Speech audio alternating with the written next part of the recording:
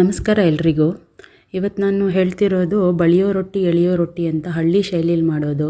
ಕಬ್ಬಿಣದ ಹಂಚು ಕಾದ ಮೇಲೆ ಅಕ್ಕಿ ಹಿಟ್ಟನ್ನು ಚೆನ್ನಾಗಿ ಮಿಕ್ಸ್ ಮಾಡಿಕೊಂಡು ಗಟ್ಟಿಗೆ ಅದರ ಮೇಲೆ ಹೀಗೆ ಬಳಿತಾರೆ.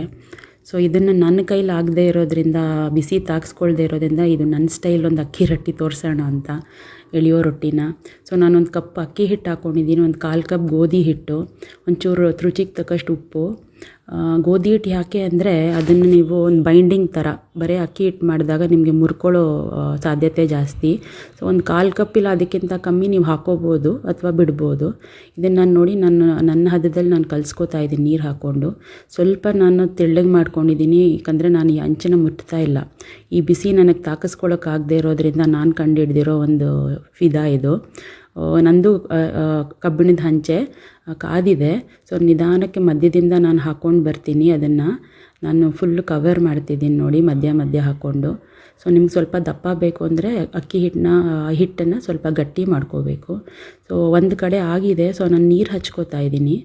ಆ ನೀರು ಹಚ್ಕೊಂಡು ಎಲ್ಲ ಕಡೆ ನಾನು ಅದನ್ನು ಹರಡ್ತಾ ಇದ್ದೀನಿ. ಸೊ ಅದೊಂದು ಕೆಳಗಡೆ ನಿಮಗೆ ಆಗೋಷ್ಟು ರೆಡ್ಡಿಶ್ ಆಗುತ್ತೆ ನೋಡಿ, ಕೆಂಪಗೆ ಚೆನ್ನಾಗೆ. ಸೊ ಅದಾದಮೇಲೆ ನಾನು ಅದನ್ನು ಮತ್ತೆ ಉಲ್ಟಾ ಮಾಡಿದ್ದೆ. ಸೊ ಒಂಚೂರು ಚೆನ್ನಾಗಿ ತುಪ್ಪ ಹಾಕ್ಕೊಂಡು ಸರ್ವ್ ಮಾಡ್ಕೋಬೋದು ನೀವು. ಇದು ನನ್ನ ಶೈಲಿ. ಟ್ರೈ ಮಾಡಿ ನೋಡೋಣ, ಕಮೆಂಟ್ ಮಾಡಿ.